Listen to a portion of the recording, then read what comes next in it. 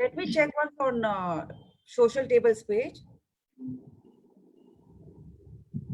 So SBI would be sharing the live streaming. I don't know because our media manager, he is not well. That is why I couldn't do anything. I had asked him to share. He has not responded. No problem. So I think we are live. We'll talk later about it. So you can do that later.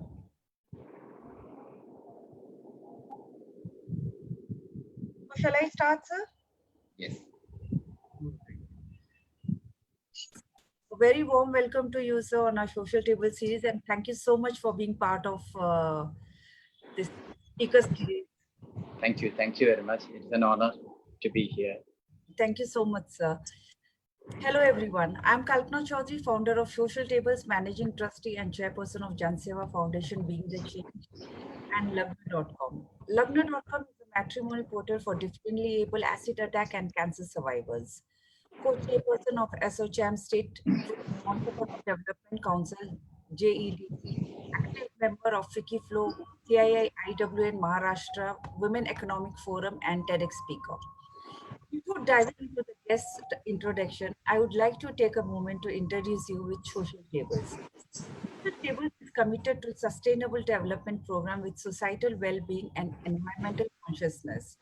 Every week, we bring out to you some of the brightest minds from the diverse sector to discuss over a few significant ongoing initiatives. In this week's speaker series, we have our guest, Mr. Nixon Joseph, President and Chief Operating Officer, SBI Foundation.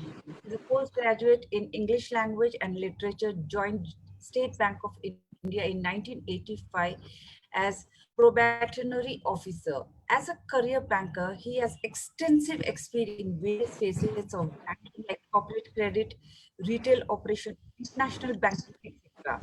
Has worked all across India.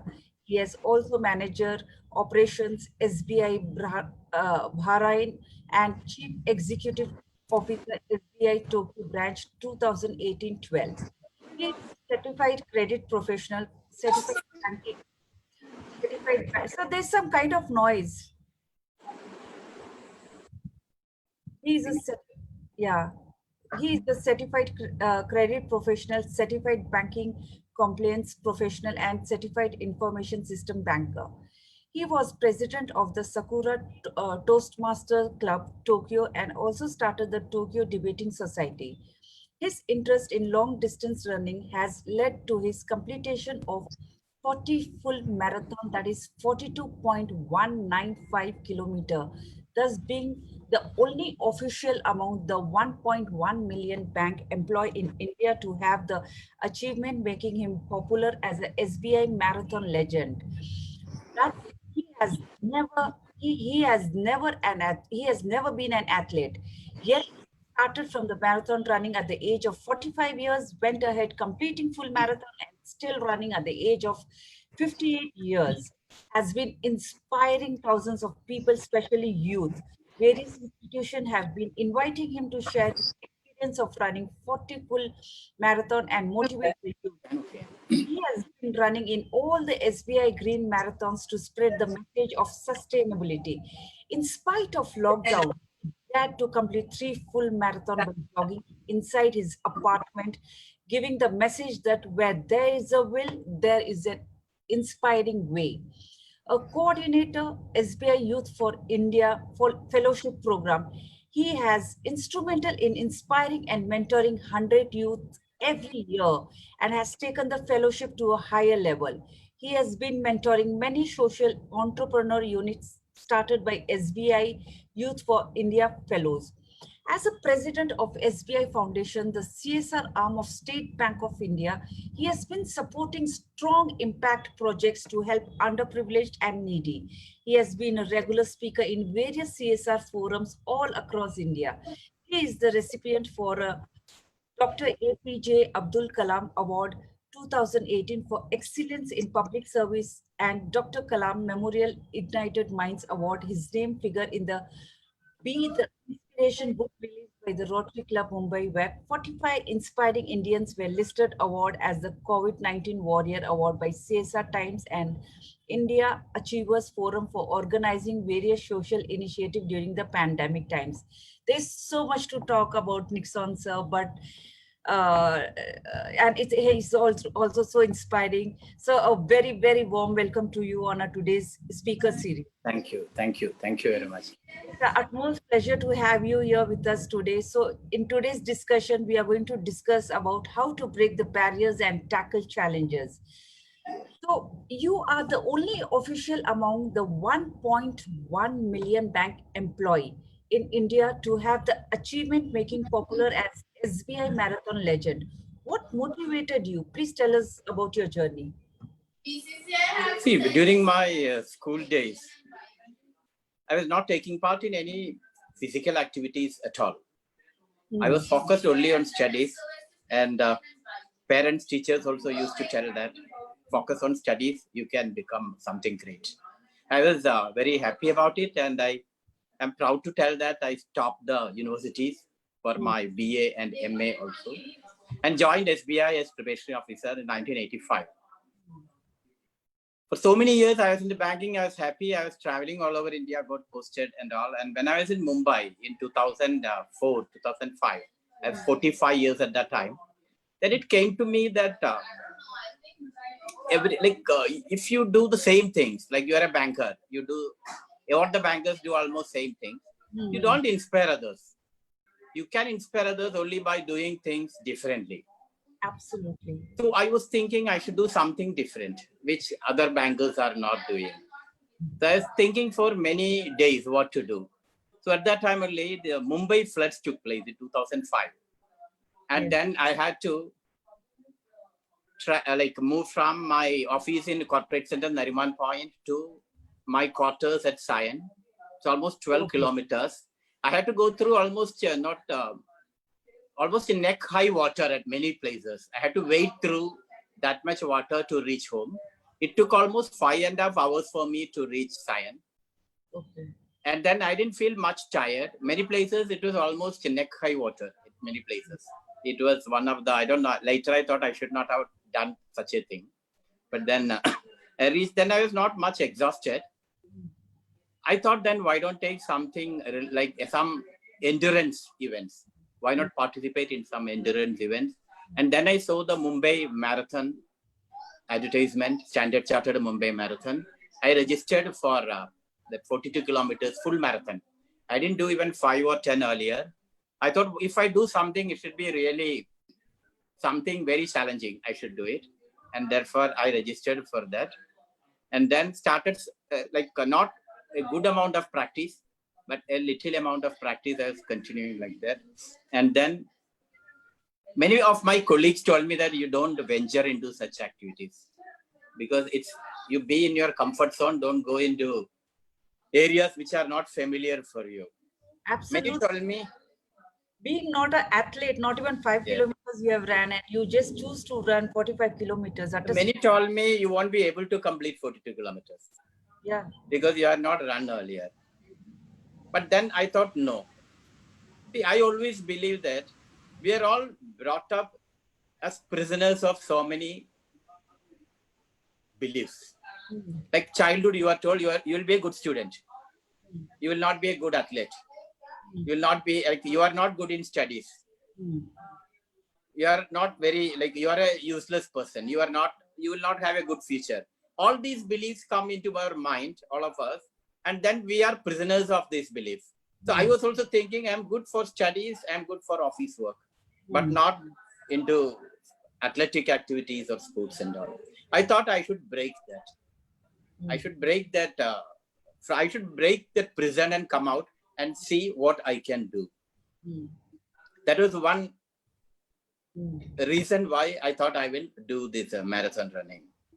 Second thing, as I told you, is that unless we do things differently, we don't inspire others. So I was thinking I should do something which will inspire others. So I registered for the Mumbai Marathon run and then started running. After 10 kilometers, I couldn't move forward because I didn't have much practice. I was like my body was fully paining, joints all fully aching, blisters, Mm. thoroughly dehydrated. I didn't know what to do. Mm. I thought I may have to surrender. Then Mm. it came to me that if I surrender, Mm. I'm not going to change myself. Mm. I'm not going to inspire others. Mm. I also thought that no one forced me to register for this marathon. I have done it myself. Absolutely. Then why don't I shouldn't give up here? Mm-hmm. This is a decision which I have taken. If I surrender here, I'll be only reinforcing what my other colleagues have told, that you will not complete 42 kilometers. And to break out of our comfort zone, we have to do something daring. So I continued from there. It took 7 hours, 30 minutes for me to complete my first full marathon of 42.195 kilometers. And that was a great feeling of euphoria for me, sense of achievement. It gave me a lot of lessons. It came to my mind that if you are determined, you can achieve anything. So every year I registered for Standard Chartered Mumbai Marathon, practiced well, and improved my timings to 4 hours 30 minutes. I had a stint in Japan where I was there for 4 years. When I went to Japan, I found that even people 40 years, 50 years, 60 years, 80 years, 90 years, everyone, man, woman, all are taking part in fitness activities, doing workout, either cycling, swimming, they're jogging, all these they were doing. That inspired me more. I thought I should do more. And then in Japan, I started running 2 full marathons per year. Oh. And when I returned to India, I started doing 4 full marathons per year, only because I wanted a physical, mental challenge before me every 3 months. Okay. So that I prepare for it every day. It makes me disciplined. I think there is a challenge before me. So, and one thing is, any challenge, if you face it, you overcome it, you get a lot of energy. True. You feel a sense of achievement. And when it comes every 3 months, it pushes you in life. You can do what you feel energized so much. And I find that is something which you have to do to feel it. It is a very big high you get when you complete the marathon. And then like that, I completed 37 full marathons before the lockdown. And during lockdown, as you know, all of us have to be inside apartment. We can't move out, social distancing, everything. So most of the runners gave up. I thought, no, I am not going to give up. I jogged inside my apartment and completed 42 kilometers, not once, but 3 times. Wow. That's what I wanted to give the message that if there is a will, there is an inspiring way to achieve it. And as you told, like marathon legend, that was a name given to by my colleagues, because they saw that suddenly one person who is not into running and all, and a banker, suddenly he is running in all the marathon. He has made marathon running look easy. Yes. And I have motivated so many of my colleagues. I have participated in all the SBI green marathons all over India. And that has developed a running culture in the bank. Wow. Now, so many have been inspired by me and they have started running, be it 5 kilometers, 10 kilometers, 21 or 42. And I think that is my greatest contribution to the bank. Absolutely. So it's truly inspiring, not only for and very motivation, but it is also inspiring for all the age group, not only for your bankers or your colleagues or something. It is indeed, you said you're 54 now and you're still running. I'm 58. Oh my God. I'm sorry. I made you 4 years young. But you're 20, you look 20 years younger. Well, Thank you. yeah. So tell us something about SBI Youth for India Fellowship Program, also who all are eligible for the same. See, SBI Youth for India Fellowship is the flagship program of SBI Foundation. It is a platform provided to highly educated urban youth to connect with the rural aspirations, to do something for the rural people, to bring a change in the lives of the rural people, to encourage social entrepreneurship, Mm. to bring highly educated youth into the development sector. Mm. So this was the aim for which SBI Youth for India Fellowship was started. Mm. And the eligibility is only a graduation and age between 21 to 32 years. Mm. We get almost 10,000 to 12,000 applications every year. Pan India? Pan India, we get 12,000 applications and the number of fellowship opportunities is 100. But it's tough competition to be an SBI Youth for India fellow because it is a premium rural fellowship in India. We get applications from those who have completed studies in IIT, IIM, doctors, dentists, chartered accountants, those who are living their lucrative careers with PwC, Infosys, TCS, those who have studied in Oxford University, Harvard. So many youths who leave their settled careers to become SBI Youth for India fellows. Okay. Now the interview process is going on for selecting fellows for this year. All these 10,000 to 12,000 applications which we receive every year, we shortlist and call around 500 to 600 for interaction. And then finally, we take 100 fellows. Wow. So these fellows go to the villages where the NGOs are located. They understand the rural issues.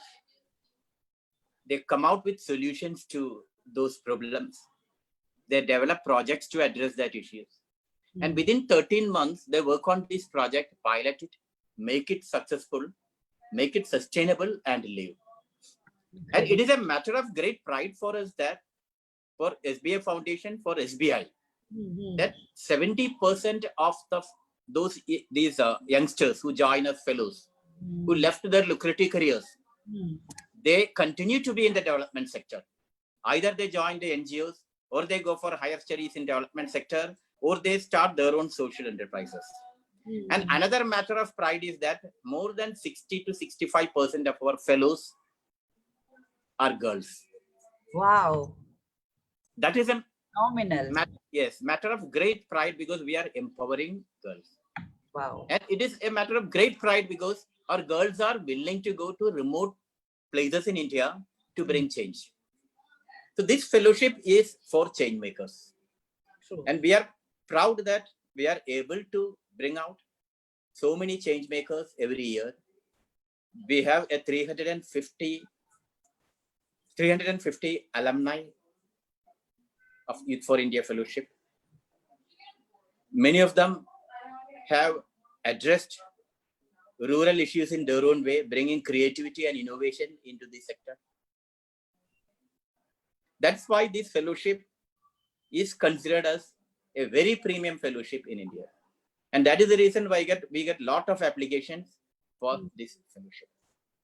Oh, wonderful, sir. And for those who don't know about this in my audience, please go to their website, youthforindia.org, where you can read and learn more about the same. Also, I love the section of the blog, Diaries from the Rural India, where there are some of the most amazing stories one can just go read and get inspired. Well, so why do you think social inclusion important for the development for India? See, social inclusion is very much important for a big country like India. What has happened is that even after decades of after independence, it is a matter of great concern that more than 250 million poor people are there in India.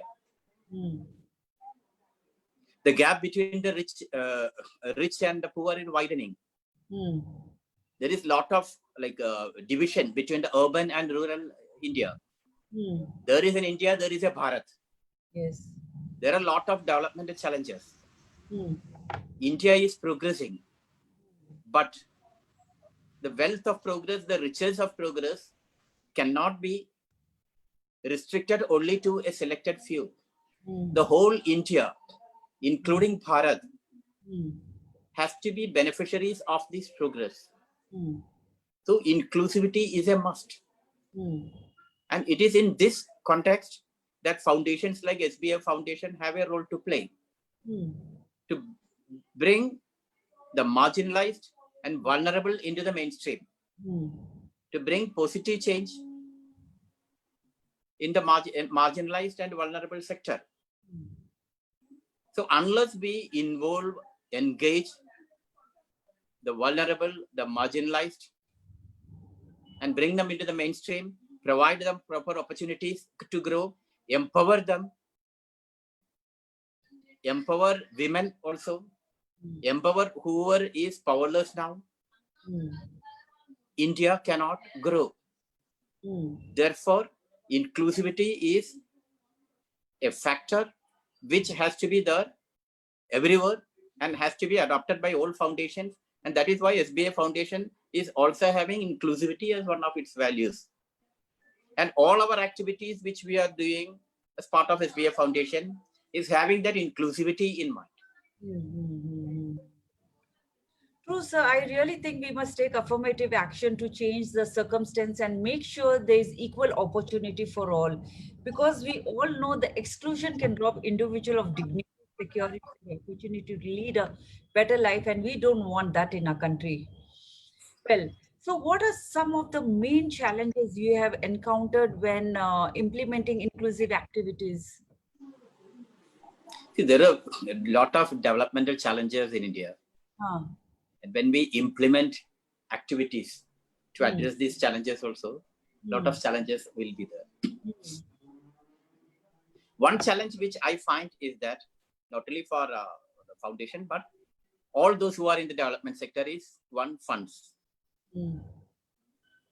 Many of the civil society organizations, NGOs, require funds from corporates to run their activities. Yes. That may not be a sustainable model. That is one thing which I have found. Second thing is, most of the corporates are implementing their activities through NGOs, civil society organizations. Many of them don't have the capability to implement. Most of them would be capable to implement small scale projects only. But when it comes to implementing large projects, they may not have the capability to implement them. Another challenge which I found is that foundations, donors require a lot of data, a lot of reports. Whereas NGOs are not interested or not hesitant to give so much of data. Not that they don't want to give, but they don't have the time, resources to submit such kind of data. Another challenge which I find is that the corporate sector, even if entire CSR funds are drawn together, the pool may not be more than 20,000 crores. That is not enough to address India's development challenges. So we have to go for innovative projects which can address India's development challenges. All right. Yes, sir. Also, when many of the projects are being drawn by NGOs, etc., we look only into the output portion. We don't go into the impact. For example, if we are trying to train people with visual challenges, those who are visually challenged, we may draw out program, very good program in PowerPoint, everything, that we will train 100 youth or 300 youth. They'll be trained, fine. So the donor also is happy, 300 visually challenged people will be trained, fine. But we have to understand that, and it is also good for the donor, they can show in the annual report, we have trained 300 youths. Yes. But that doesn't lead anywhere. Unless these trained youths are placed somewhere, this training has become waste. Absolutely. Other than this training, have we given them any post-training, like intervention training? No. Have we given them any pre-intervention training? No. We have not understood whether those whom we have trained are ready to move to urban areas where opportunities are available. Many of the people would like to remain in their own centers. Mhm. Also, just merely training in computers, etc., won't be enough. We Mhm. require a lot of soft qualities. Mhm. Are we training them? No. And many of them, after joining or getting placement in some urban areas, quit. There is a lot of attrition because they are not able to adjust to this place. Mhm. So unless we address all these things, merely seeing the output and being happy will not lead us anywhere. That will be good for publishing our performance in the annual reports. But real impact, what change we can make out of this CSR intervention, that has to be thought of instead of output. Absolutely, sir. Very well said. We must also broaden our horizon over such challenges and pave a path in the right direction, helping create sustainable economic growth, investing in people, and resilience to shock and threat that can roll back decades of progress. That should be our goal. Well, so what other innovative approaches have you applied to include marginalized groups in a project, in your project? I mean, we would like to know some of your success stories. See, we have another two flagship programs. One is SBI Gram Seva, Okay. which is adoption of villages Uh-huh. for holistic development. Mhm. So we have adopted 50 villages all over India, the remote places in India. It's in Assam, it's in Uttarakhand, in Bihar, Jharkhand, Maharashtra. We have adopted like that. And what we have done is that we are not investing too much to bring lot of infrastructure.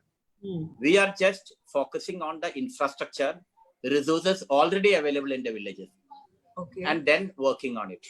So if there is a school in the village, we just refurbish the school. We paint the school. We are not going to construct a school. Okay. So whatever resources available, we are going to work on them. Also, we focus on the livelihood activities. We focus on the remedial education there because schools are there in villages. Quality of education may not be up to the mark. Yes. So we try to bring remedial education there. We focus on the healthcare aspects there by conducting awareness camps. We bring doctors, nurses from nearby hospitals and take care of the healthcare aspects. We have formed various committees of women, senior citizens, youngsters, children and all, so that it becomes participatory. What we are looking for is a participatory development so that after SBI Foundation leaves the project, after 3 years, the project will be owned by the community and it will continue. So we have implemented this project involving the Gram Panchayat, the community, and the partnering NGO. We have started a community information center in all the villages so that the villages are updated with what is happening elsewhere. They are aware of the agriculture price. They are aware of the market movements and also about various government schemes. The most significant aspect of our intervention has been convergence of government schemes. What is happening is that the central government has a lot of schemes, state government has a lot of schemes, district authorities have a lot of schemes.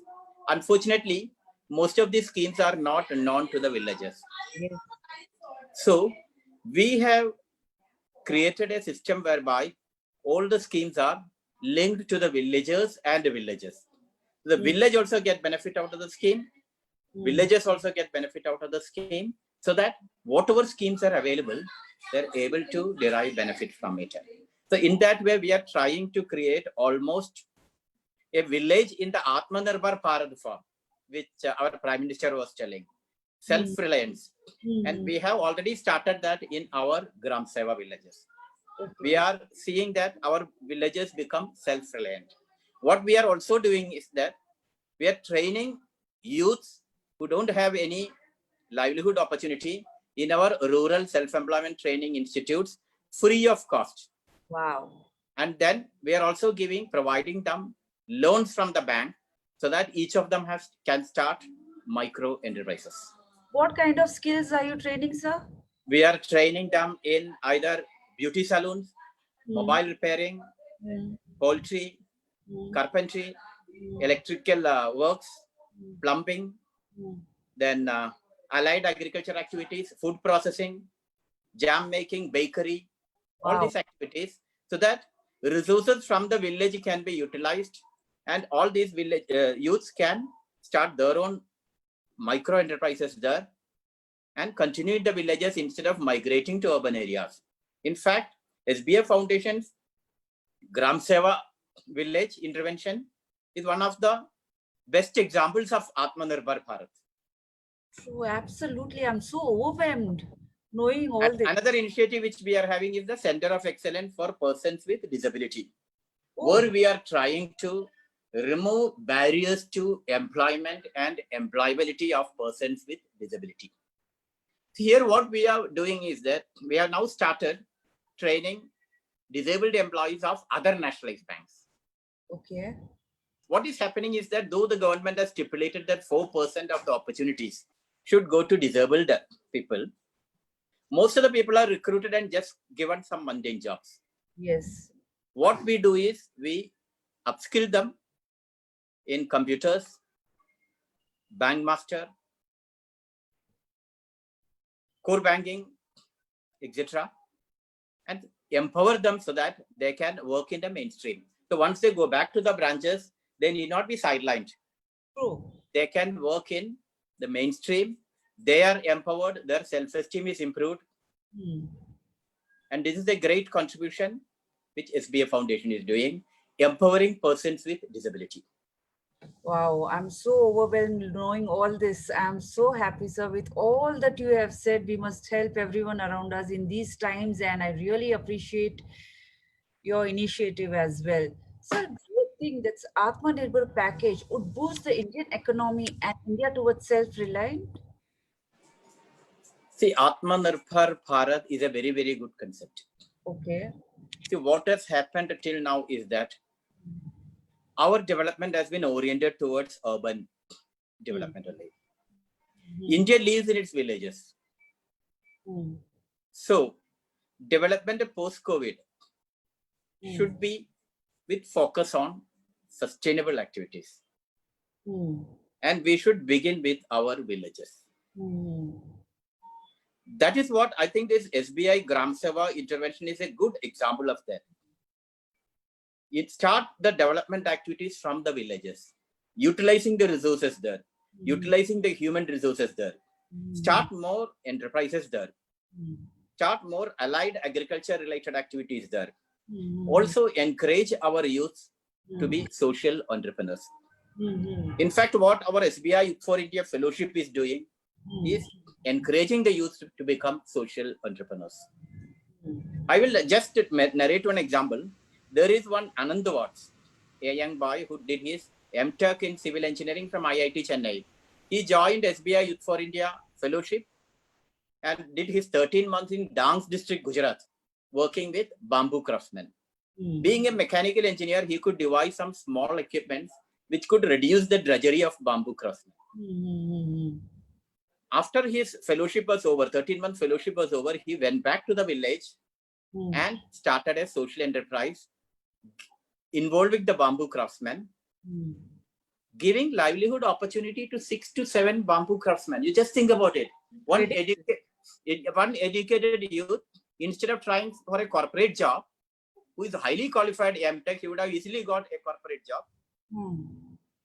He is starting an enterprise and giving livelihood opportunity to 5 to 6 people. This is what youth should do if Prime Minister's concept of Atmanirbhar Bharat has to happen. Absolutely right, sir. It's a great initiative, and not just for one sector, but all the sectors of the economy. Even the campaign like local, co-vocal, have been very successful. So how has the marathon running changed you? Marathon running has made me very positive, very courageous, very determined. It has given me a feeling that I can face any challenges. And that has been true also. I always believe no challenge is too big to shake a marathoner. I read somewhere that if you are trying to crush Hmm. someone, if you're trying to crush someone's spirit, Hmm. a marathoner is a wrong choice. Marathon running, I enjoy, and I focus only on completing the marathon. Ah. I'm not trying to overrun or compete with other co-runners. I run at my own pace, enjoying the run. If running cannot be enjoyed, it becomes a painful exercise. It is a torture. It is a self-inflicted torture. I run at my own pace and see that I complete 42 kilometers and feel that sense of achievement. I take that pleasure, Hmm. that energy, that Hmm. satisfaction which I receive from running into Hmm. my workplace. So you were asking Ah. how I am able to participate in Yes. 3 webinars per day. Yeah, just before the show. You were asking me. I get energy from running because running, it really gives you the strength, mental strength, the determination. Hmm. It gives a satisfaction that you can do everything, and that feeling you carry to your workplace. True, true, true. And you are like, you don't carry any stress from workplace to running also. True. Because if I am thinking that I will complete marathon within 3 hours, 4 hours, I am putting a lot of stress there. True, true. I don't do it. I completed my own pace. Yes. And same way, I don't carry any stress into my workplace also. So I enjoy my work as well as my run also. Very well said, sir. Finding your hobby and continuing it does leave a good impact in all manners. Like, I will tell you, this as like one good thing marathon running has given me is that many people tell me that I have inspired them. So you many people. you have When, inspired me too. yes, Thank you. when I travel all over India, many of my colleagues and even non-bankers come to me and tell, sir, you inspire me. And I will tell you, that is the biggest inspiration you get. That is something which energizes me, both to do well in banking and to do well in running. Because when so many people feel that I am their inspiration, Yes. that is energy good enough to take you through. How wonderful is that? And like marathon running is always a great way to build your immune system and improve mental outlook as well. Well, Yes. so from Tokyo to less developed Garo Hill, Meghalaya, how did you take this challenge? Tokyo, as you know, is one of the most modern countries. Okay. Garo Hills in Meghalaya, compared to that, is, I will tell you, is undeveloped. So when I got this assignment, many of my colleagues had told me, why you take up such an assignment? But then I told them, ours is an all India service. We should be ready to go wherever the bank posts us. I cannot tell I will work only in foreign centers. I cannot tell I will work only in urban centers. Wherever the bank posts me, I'm ready to go and do my role because I'm paid from the bank. So when I went to this region, I found it is undeveloped. There is no proper restaurant. There is no proper shopping complex. Electricity outage is there. Law and order was quite challenging. Kidnapping was very common there. Yeah? Yes. And 42 branches were there in 5 districts. And most of the of colleagues were scared that they would be kidnapped. Oh my God. So I am reaching there in such a situation. So that is a big challenge for me. First, I have to adjust to the situation where from a comfortable Japan, I'm coming to a not so comfortable place. Absolutely. Apart from that, in my professional sphere, I have to motivate the 400 colleagues who are in various branches. Oh, that's But then I thought, instead of surrendering, instead of requesting for a transfer, here is an opportunity destiny has given me to develop Garo Hills. what is the fun in being in a very developed place where you can't contribute much? Instead, here is a place where you can develop by bank schemes. Yeah. Bank is having a lot of schemes. What kind of scheme do you have for women, sir? We have a scheme for every dream of human beings. Every. Every dream. You want to study, we have a loan for that. You want to construct a house, we can help support you. You want to start a business, we can support you. You want to start any activity, commercial activity, we are ready to support you. And also for women, we are giving concessional rate of interest too. Yeah. That is also that. Okay, wonderful. So if you can just tell us what kind of concession are you giving? Because there are a We lot are of giving people have asked. interest concession. I think it should be around 0.25%. I'm not sure. There is a concession rate for women who are starting their units. For the startup? Pardon? For the startup? No, any kind of activity. Yes. See, as I told you, SBI's mission is to be inclusive. And they want to encourage more women to come into the business sector or self-employment sector and all. So there is a concession given to women to start any activity. Mm-hmm. So what I will continue my Sorry, but I was just bit to know, because we have a lot of people, talking and wanted to understand that what are the things, activities, because now after this COVID has happened, a lot of women have also had that something. So something on women's scheme, because government does have a lot of schemes. So SBI also is come up with some incredible schemes. So that's very yes to understand.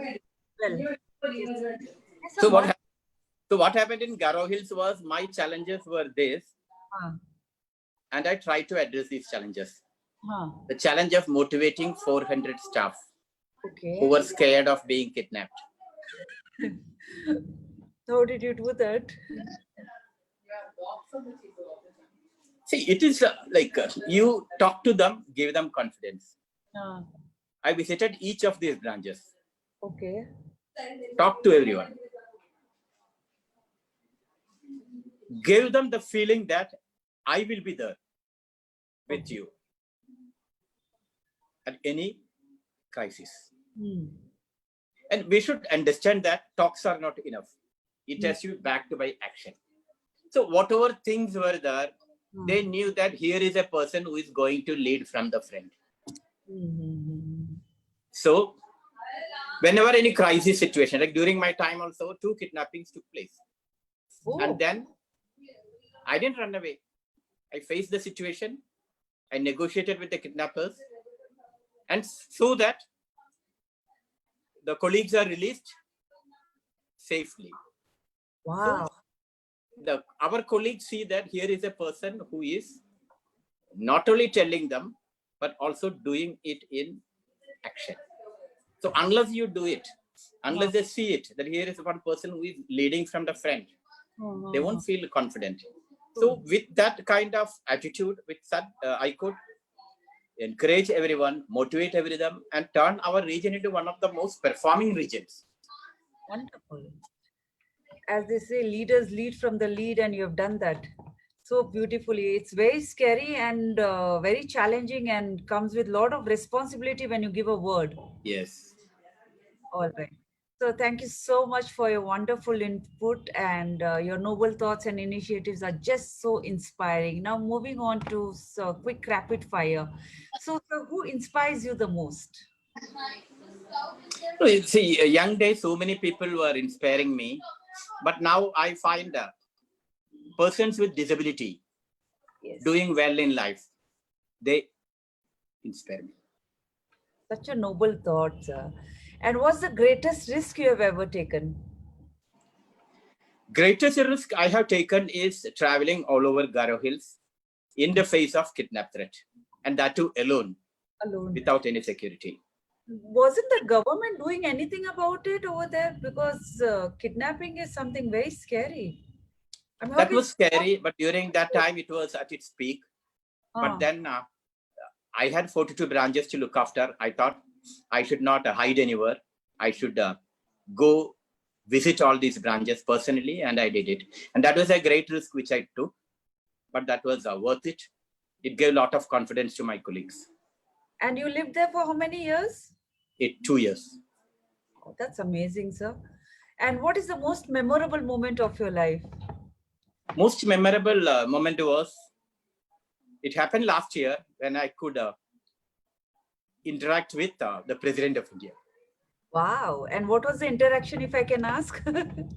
We had erected a stall in NIBM Pune about CSR activities of State Bank of India. And the Honorable President of India, along with his wife, had come and interacted for 5 minutes with me on what activities SBI was doing. And he gave a lot of encouraging words. That is the most memorable moment in my life. Absolutely. And Mr. Kovind is such a humble and his humility is so endearing. Yes, yes, I've met him personally too. So if you could change one thing about your life, what would it be? I think I should have, instead of becoming a banker, I should have started sports at a very young age. Okay. But anyways, that was never too late and you have achieved all your dreams as well. So you have done the marathon, you're there with the SBI, you face those kidnappers. So you're there everywhere, doing everything. So well, so any favorite hobby? Reading is my favorite hobby, especially reading editorials of as many newspapers as possible. Okay. Editorials. Wonderful. And the very last question, if you were to be a prime minister for a day, what is the first thing you would do? I'd remove all religious holidays. Holidays will be, yes, only national holidays like Independence Day, Republic Day, Senior Citizens Day, Spring Day, like that. All the religious holidays will be removed. Any reason, if I can know? Because those are the days where we all family get together, we celebrate together. I feel religion is a private affair, and therefore it should be like left to the people to enjoy, take a holiday and celebrate. Okay, well, so any message you want to give to our platform, Social Tables? So what I feel is we should be resilient. Yes. Because these days we hear about suicides being done by youngsters and all. That disturbs me, because in spite of the facilities which our youngsters enjoy, in spite of the help they can receive from people because of the digital facilities available, we are not able to continue our life. Mm-hmm. Many of the youngsters I find get depressed very fast. Mm-hmm. So we should develop the habit of never giving up.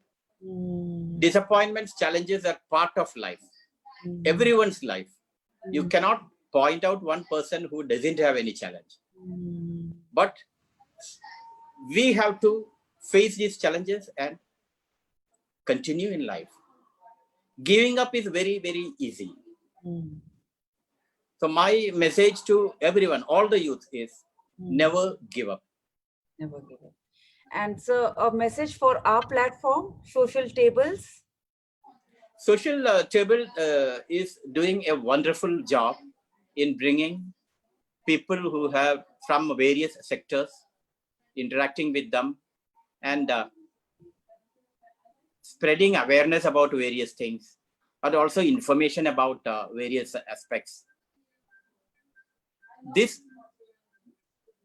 gives also inspiration to the youths.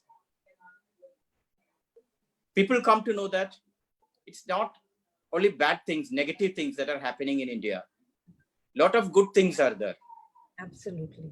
And we should all get inspired by the good things which we hear. True. And absorb many of these things. Try to do things differently. Each person to do things differently. So that he will be able to inspire others and then create an Atmanirbhar Bharat.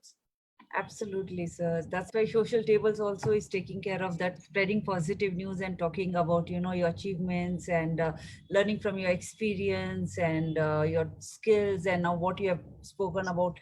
I mean, with your story, what we learn is like, there's no age to live your dream. I mean, once you decide, you made your mind, you have to be focused.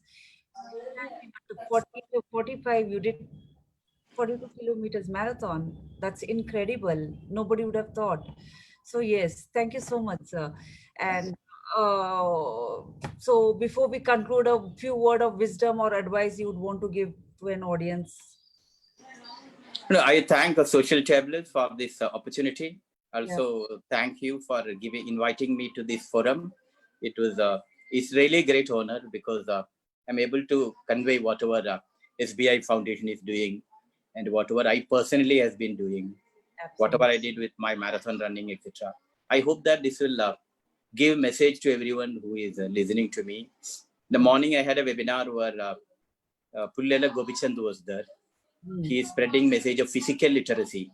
Okay. We are all like focused only on literacy, whereas he was telling physical literacy, where everyone from childhood onward should start moving.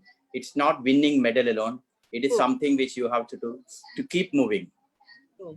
So similar thing, like everyone who is listening to this talk should do something, either dancing, swimming, or some movement, because we have to be 100% physically literate. That is the thing. And also, age should not put a stop to your dreams. Your every thought and every word you spoke, sir, is so motivating, so inspiring. Well, that's it for today. Thank you so much.